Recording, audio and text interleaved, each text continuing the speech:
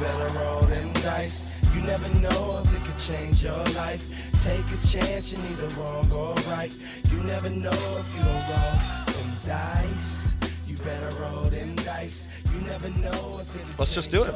Hello, Rob. Hello, Matt. And hello, listeners.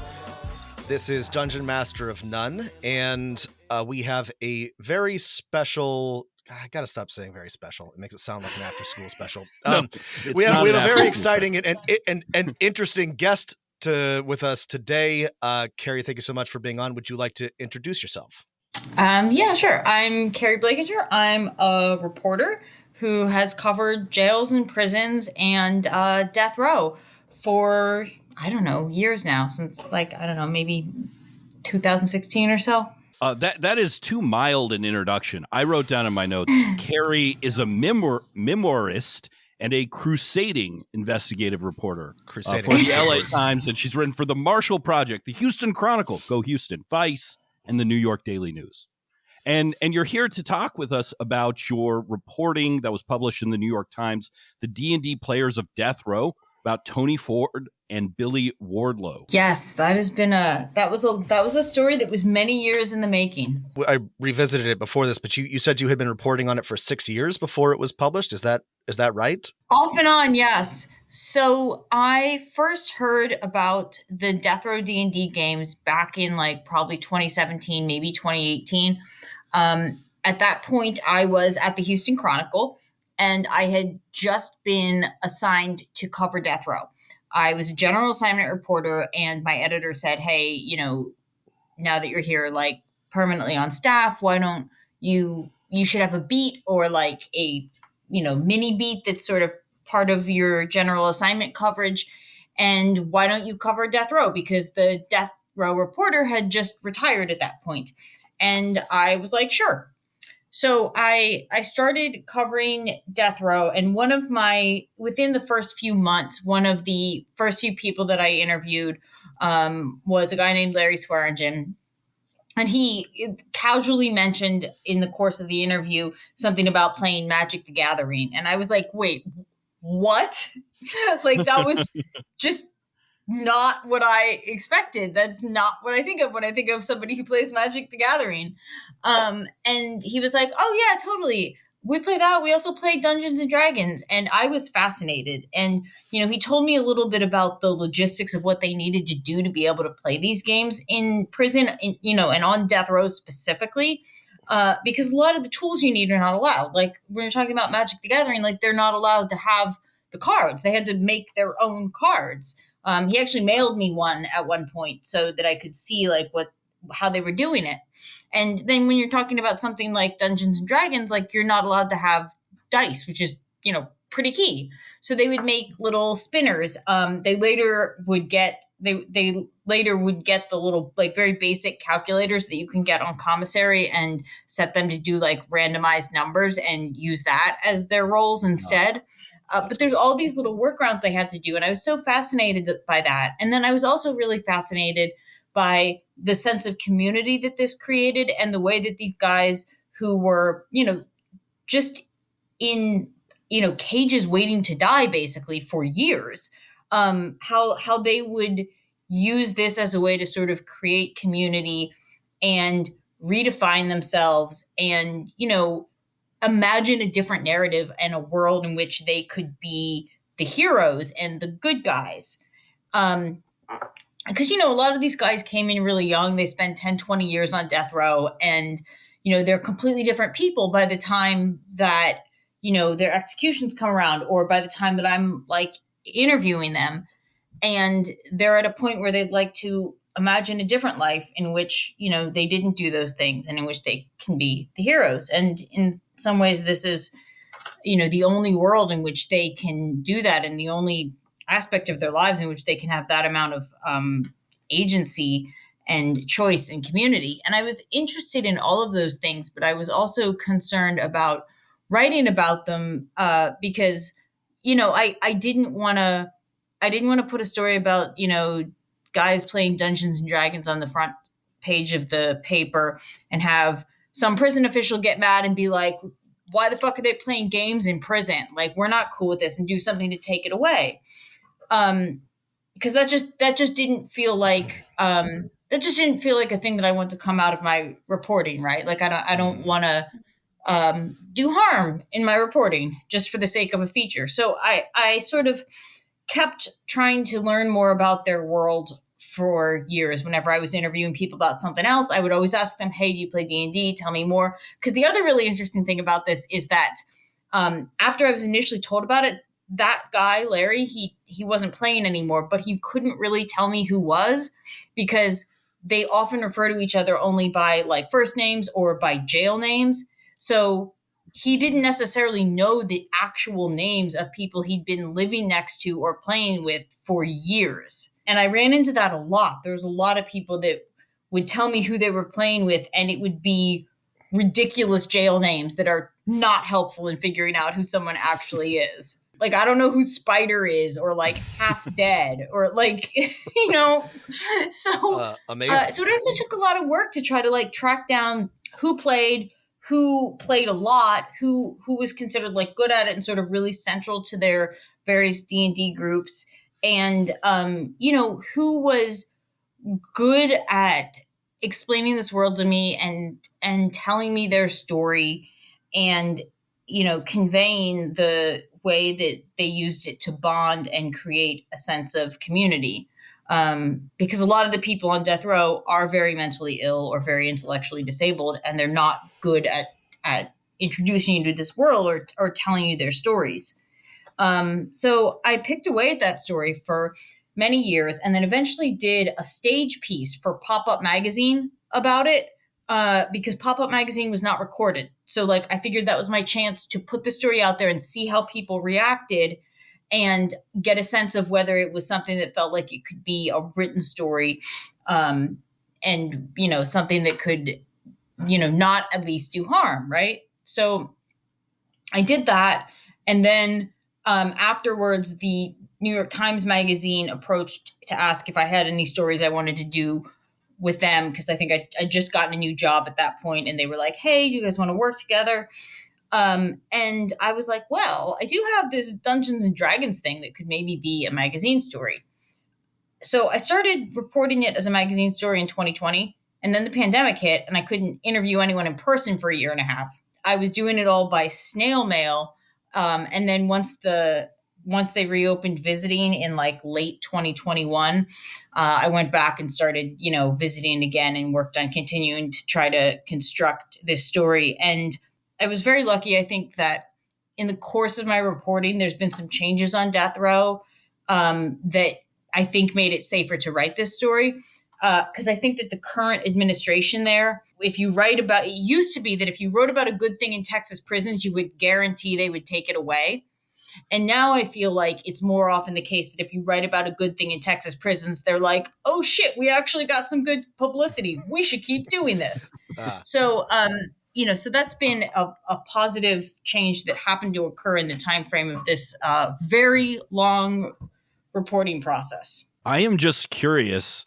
You know, I'm sure many reporters on death row, or, you know, people interacting, have heard about these D&D games. What was your experience with D&D, that when you heard, oh, they're playing Magic, they're playing Dungeons and Dragons, I want to find out more. Had you played before or heard about it before? I had not played before. I'd dated some nerds. I had, you know, I was in like advanced math classes, so I knew some nerds. Like, I had a lot of friends that that's how it spreads. That's how the contagion gets around, is like, yeah, you date somebody, or you know somebody who knows. There's no other way to learn about it. Yeah.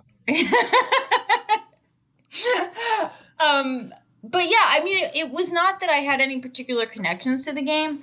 I just knew that from a sort of storytelling perspective, it opened up a lot of possibilities, more so than I realized when I initially started reporting it. And I think one of the other things that really grabbed me was the other guy that I talked to, I think maybe the same day, it might have been the next time that I visited death row, but like one of the other guys that I asked about this made the comment that, you know, he used to play as well, and he'd stopped playing because the state had executed too many of the guys in his raiding crew. And I was like, that is fucking dark. And it just really made me think hard about how different aspects of it would be if you're on death row, and your difficulties in gaming are not like, oh, is somebody not going to have time because they got a new job? It's like, oh, he's going to get killed in the real world. And that, I think, was part of what made me think about that's what made me, I think about exploring this more, because even something as I don't know, as wholesome as like D&D has just this other dark shadow over it when you're playing it on death row. And then as I got into it more, I also realized that what an escape this was, and how the guys sort of used this as their therapy and their chance to say things that they couldn't comfortably say or discuss otherwise. There's just, I realized that there was really a lot there, and there's a lot of ways to see people's humanity through how they approach this game.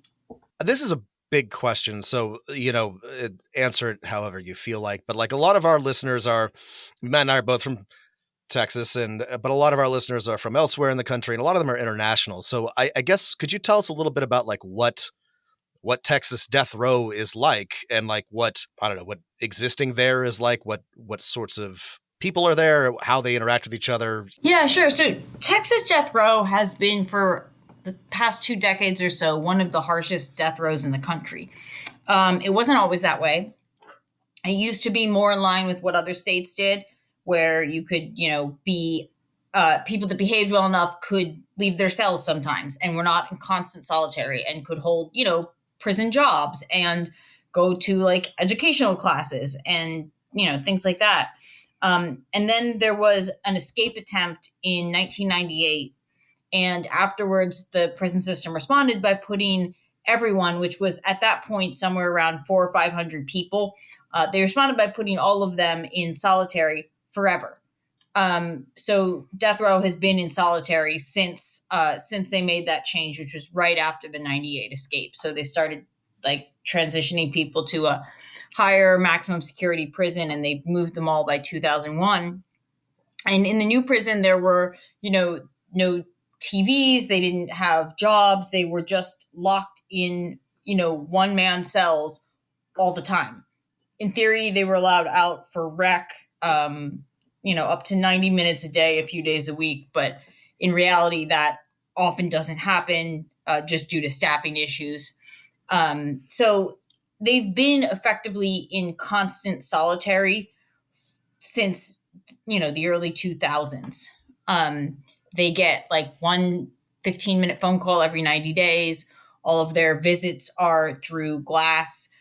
For a lot of people, the only time that they would feel human contact would be when a guard was handcuffing them to like take them to the shower or to a medical appointment or something. So that was how death row was for years. Things have started to change in the past like year or two. There's been a few ways in which they've started to loosen up restrictions. But even so, it's still one of the harshest death rows. That's what they're living in. And that is what the game is sort of helping them escape. Speaking of the game, under these, completely inhumane, torturous conditions, like how do you play D&D, like logistically, materially? How can you do it? They have a number of workarounds for a lot of different aspects of it. But one thing they've been lucky about on Texas Death Row is that the prison system did not actually try to ban the game or the books.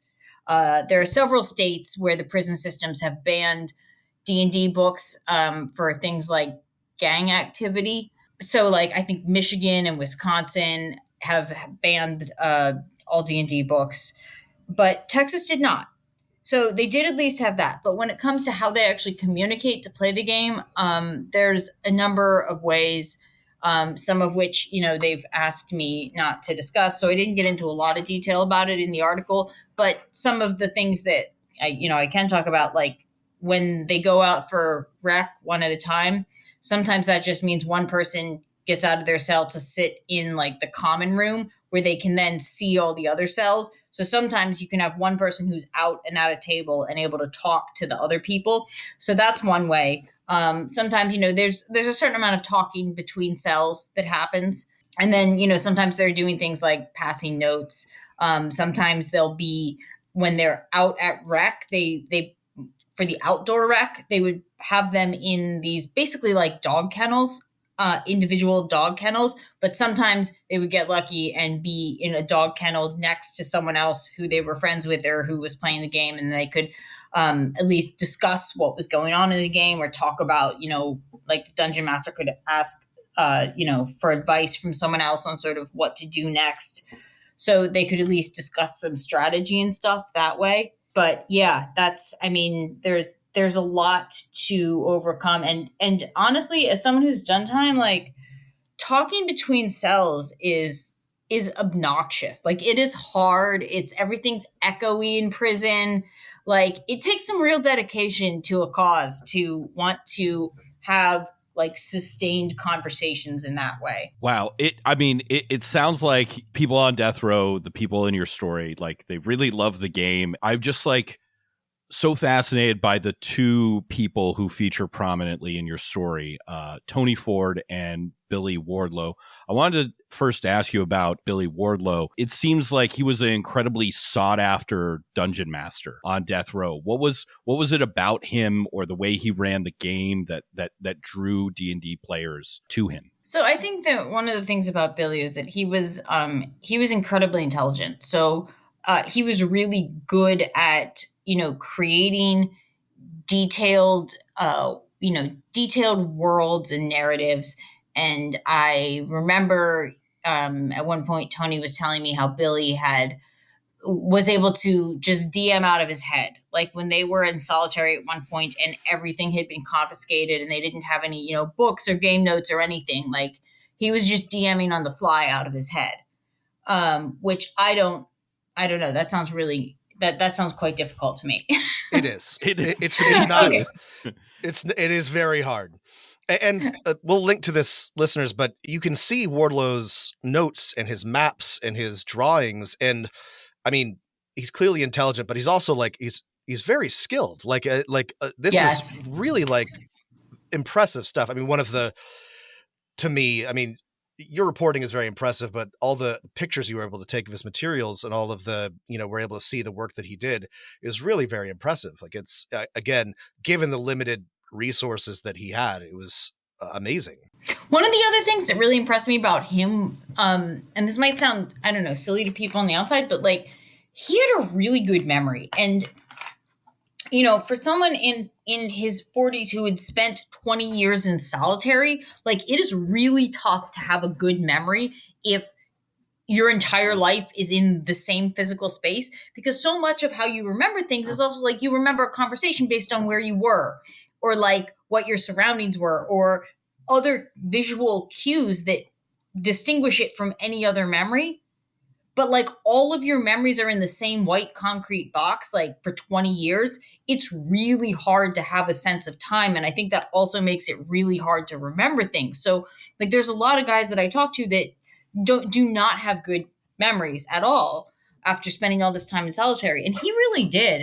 And it was really remarkable to be able to interview somebody who could have such good memory for detail, especially knowing and appreciating like what that means in his scenario. But I think another thing was that, Billy was sort of known as a peacemaker. The crime that had landed him on death row was something that he committed just after he turned 18.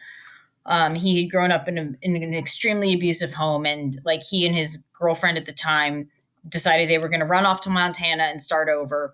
And they ended up trying to carjack an old man, and Billy killed him in the process. He said that it was, he later said that it was accidental and he did not intend to kill the man, but, he never denied that he did commit that crime. And the person that he was by the time that I knew him, which was, a good 20 years after the crime,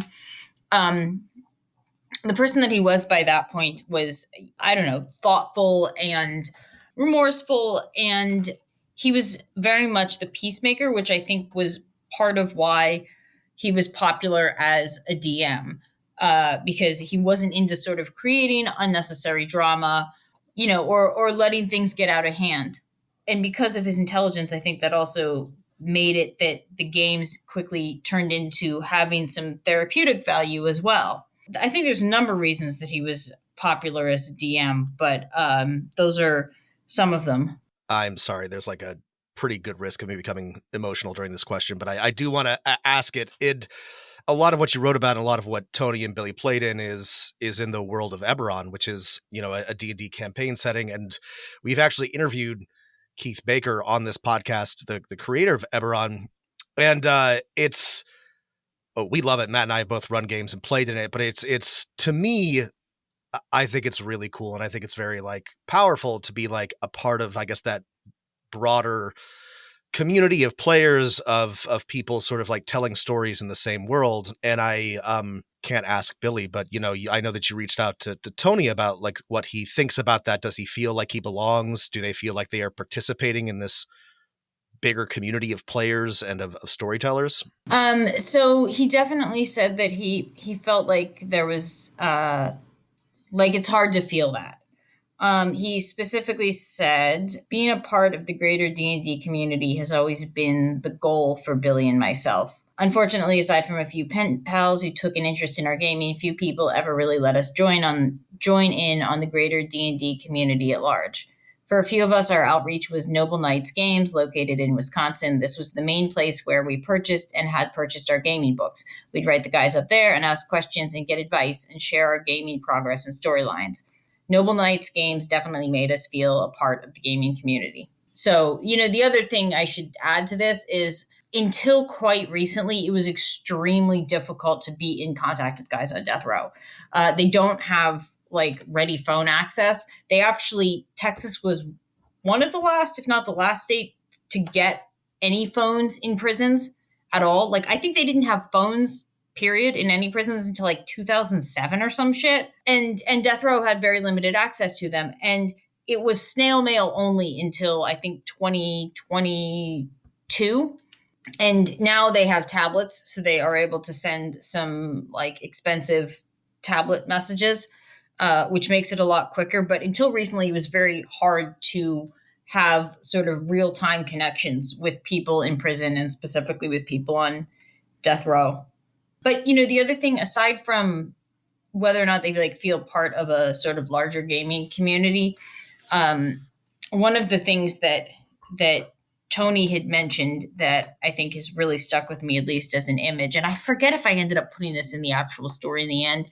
At one point, he was talking about how he plays the game in part to remember Billy, because over the course of like 20 years of playing together, they became best friends. They helped each other through their mother's deaths because both of their mothers died while they were in prison. And Billy was executed in 2020.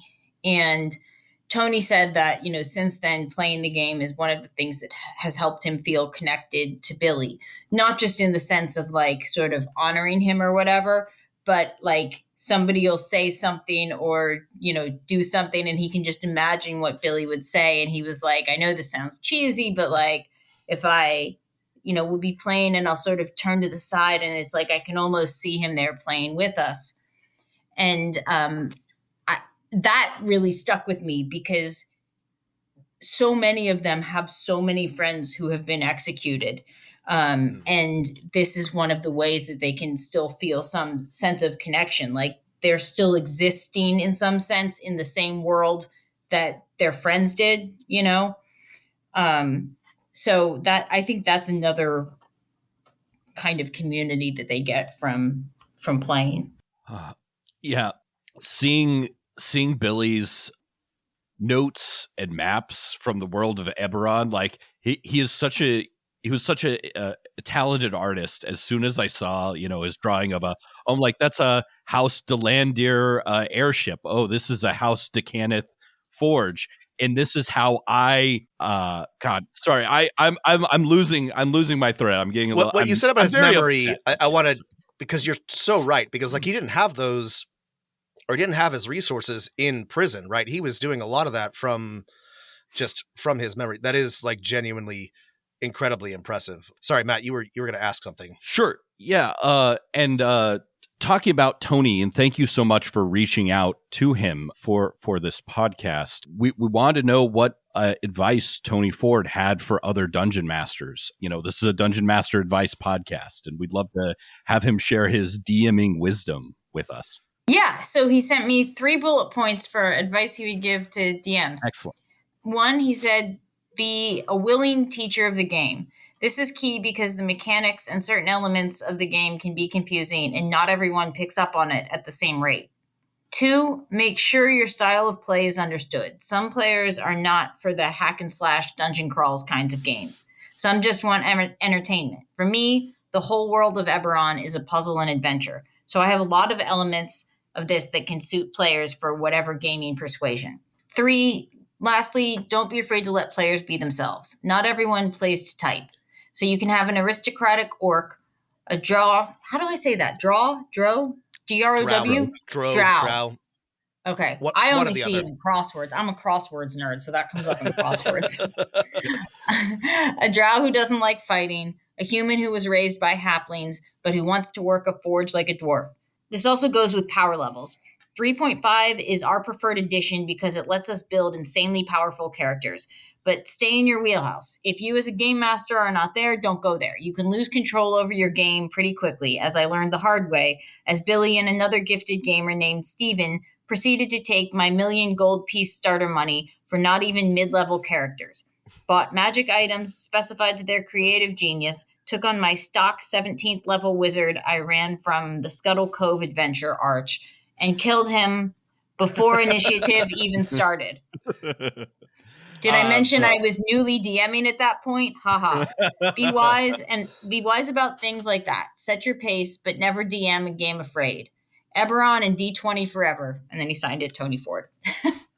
Damn. That is Tony, terrific thank advice. you so much. Yeah. Please do thank him for his time. I will. Yeah, this is another big question, but I know that Tony, you mentioned this in your reporting, has filed a lawsuit about the conditions at Polonsky unit. Can you give us any insight on how that's going or what hope we have for how that might proceed? Yeah, so there were some plaintiffs' lawyers that file these sorts of cases about prison conditions sometimes, and they found several guys to make the lead plaintiffs for a lawsuit over Texas death row conditions. I think part of the inspiration for this was that a few years ago, there was a lawsuit over Louisiana death row conditions. And as a result of that lawsuit, they actually did start letting people out some. And they, agreed to make certain changes. So I think the hope was that the same thing could happen in Texas. Litigation is slow. So there's no progress to speak of. Like, it was filed and it's chugging along slowly as lawsuits do. Sure. I think the best hope for change is if the prison system decides to try to avoid the lawsuit by just making some minimal changes on their own. Like, that's the quickest solution, is if the prison tries to make the lawsuit irrelevant, by saying like they're going to let people out for recreation or something. So that's one possibility. The other possibility is a settlement, which, takes a lot longer. Or if the prison system decides they want to spend a lot of money fighting this. Ultimately, if they choose to spend the time and money to fight it, the prison system will win because Texas is in the Fifth Circuit, and the Fifth Circuit has made very clear that they don't give a single fuck. The prison system can do whatever it wants. I think in the most extreme example, there was actually a case in the Fifth Circuit in which they decided that guards were still entitled to qualified immunity in an instance in which they had left someone in a cell covered in feces for like days or weeks or something. Eventually the Supreme Court said, no, like, you can't leave someone in a cell of feces and just have it be all okay. But like, that's the level of what we're talking about with what the Fifth Circuit is taking the position is okay. So I would not be optimistic that if they actually go through litigating the entire thing, I don't think it's going to come out in the favor of the guys on death row. But I do think that there's a non-zero chance that the prison could just try to make changes on their own or just agree to some sort of stipulated settlement. Texas is it's a tough place to be in sometimes. A lot of the times. Damn. I like you, Keri. I moved away, and I'm I miss it. I love Texas. I'm fond of it, but it's a rough place to call home. You know, I also miss it a lot. Yeah. I miss it a lot. And I also miss, as a reporter, it's actually great. Like, as a reporter covering prisons, you want to be where shit is broken. Yeah. You know what I mean? Like, that's where you can do the most good. That's where you can write the most accountability stories. That's where you can have the biggest influence. And, Texas is a big prison system. So there's a lot to work with. There's just no short supply of stories if you're covering Texas prisons. Well, on that note, we've talked about this before on the podcast, and mostly with general population, not with death row prisoners. But like, what ways, if any, can D&D players or just people in general help incarcerated inmates, especially those who are playing D&D who might be interested in it? Can we send them books? Can we help out in another way? Like, what's the current situation that somebody on the outside might be able to do some good? Yeah, so you can send people books on death row, and they have to be like ordered directly from Amazon or another book supplier. And you can write people, and they can set it up so that you can email them through the Securus system. There's a lot of guys on death row, so it's hard to just say, oh, just send this guy this book or whatever. Sure. If somebody is in a position to order someone a bunch of books or whatever, they can certainly reach out to me. I usually have a list of at least a few names on hand of people who would be interested in things. I'm pretty easy to find on, Twitter or Instagram, or my email, I think is pinned in my Twitter. So if anyone's particularly interested, you're welcome to reach out to me, and I can try to see who needs what book. So yeah, there's not sort of a single good, like, cohesive way to just send someone books. There are plenty of books through bars programs if you want to generally support reading or access to books in, carceral settings, but most of them don't function in the way of like giving a specific book to a specific person who's requested it. It's usually more like, oh, this person wants this genre, we'll give them this. That's the best answer I can give on that. That's a good answer. Yeah. I mean, I think we'll also put a link in the show notes to the Inside Books project. I think it's in Austin. They will always take D&D books and Pathfinder books, any other RPG book. But yeah, the problem remains, right? It's they're not there to give it to a specific person. Yeah, the other thing with a lot of these books through bars programs, and that one as well, because I like Inside Books. They're great. They do great work. But one of the issues is that they have a hard time with hardcover books because it's a lot more expensive to ship those. So I remember, like, when my book came out in hardcover, they were like, yeah, hardcover books are allowed in Texas prisons, but like we try to avoid them because it just gets expensive really quick. And I can imagine with those D&D books, like a lot of those are hardcover and big. Yes, all of them. Almost all of them. Actually, Pathfinder has come out with some, I guess they're called pocket editions, which are not hardcover. So but that's a very that's great. Yeah, that's a recent 3.5 compatible too. In like the last year. So I guess listeners or us, those might be a better thing to send than 3.5. But yeah, I was gonna just try and say before I got a little choked up. Just reading your article and reading about the games of Billy Wardlow and Tony Ford, reading looking at their specific drawings. I just read about the Texas prison system and its hellish conditions my entire life, lifelong Texan. If you're a D&D player anywhere, and you are not just so furious and upset at the just injustice of the American prison system, like what is wrong with you? Like this why do we torture so many of our own citizens? It really makes me upset. I live an hour and a half from death row. That's all I wanted to say before when I started losing my ability to talk on the podcast. I think that people really don't broadly know quite how bad a lot of prisons are. And I think that for a lot of people, it's very easy to be quite dismissive of like, oh, well, you shouldn't have broke the law. Like that's a very common sentiment.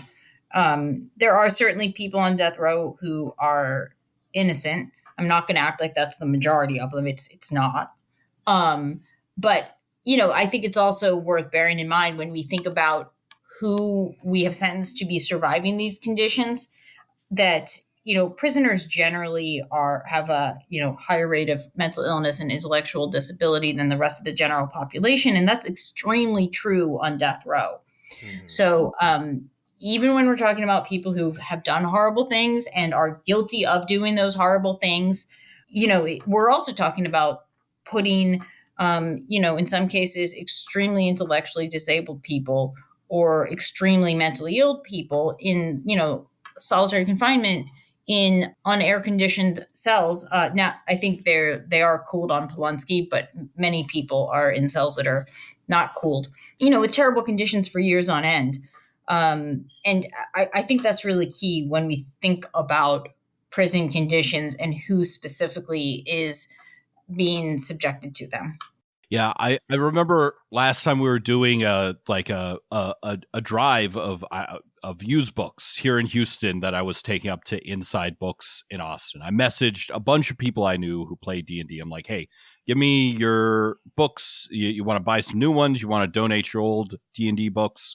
Taking them to Austin, and someone who was not like a good friend responded is like, well, I just don't know how I feel about I struggle to get time to play, that, oh, people should have all the time in the world to play in prison. I'm like, can you not even conceptualize like how awful you sound that you're denying even just a sliver of basic humanity to the tens of thousands of your fellow Texans. It made me so angry. Anyway, I will probably cut that from the episode, but just on my mad, I'm still mad at this person. We allow ourselves a little soapboxing on this podcast, but we try to keep it in.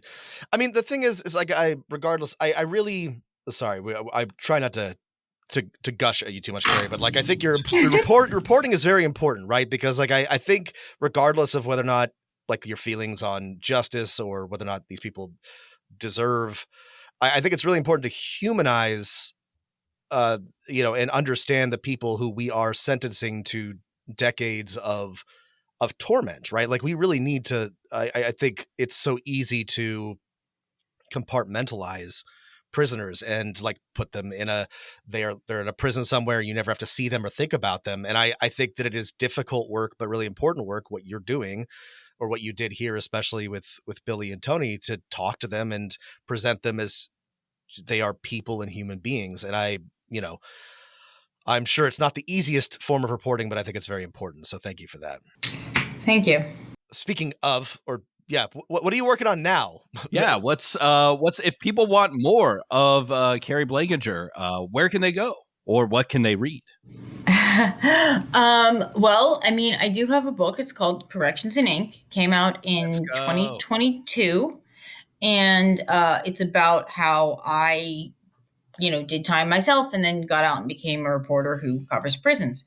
But I now work at the LA Times. So I cover the Los Angeles Sheriff's Department, which is, I would say, at least as fucked up as the Texas prison system. Yeah. I'm disappointed to let you all know. Can we reference LAPD or LASD gangs on this podcast? Am I allowed to? Oh my God. It's crazy. Okay. There's not gangs like that in TDCJ. Like, no. Yeah. No, there are groups of people that do bad things, but there's not like organized tattooed gangs with like numbered tattoos of it. Like, it's crazy. When I tell people that there are deputy gangs within the sheriff's department, they often think I'm sort of hyperbolically saying like cops are a gang. That's not what I mean. Like, I mean literal gangs. Like, okay. And then people will be like, they'll send me the definition of a criminal street gang and be like, this doesn't meet that. And I'm like, no.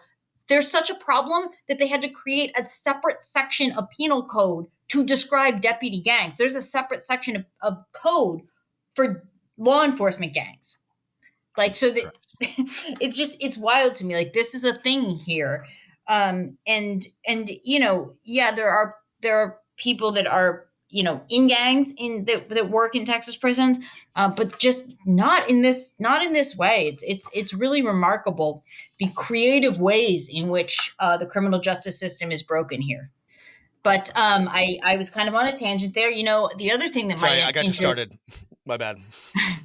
The other thing, though, back to, you're asking where people can see more of my work. There could end up being a film about this story at some point.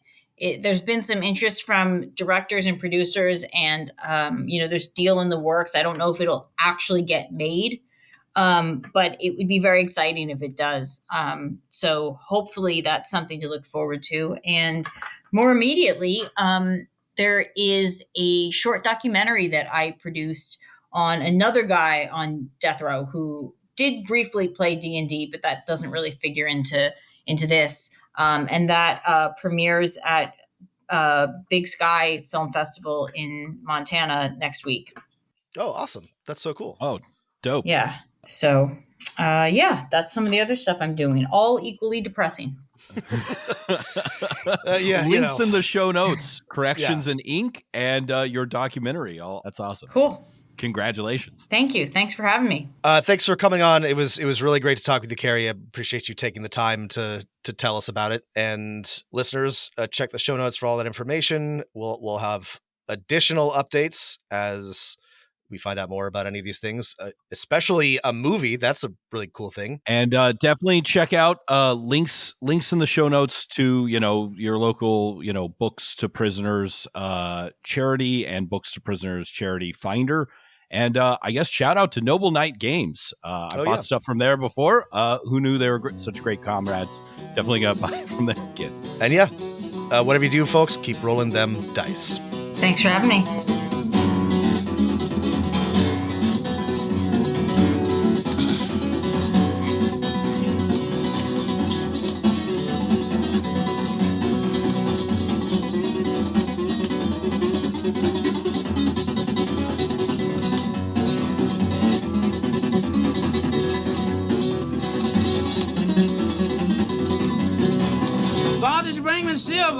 Father, did you bring me the gold?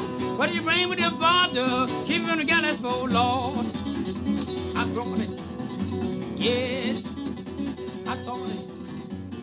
You would bring me, keep on gallows.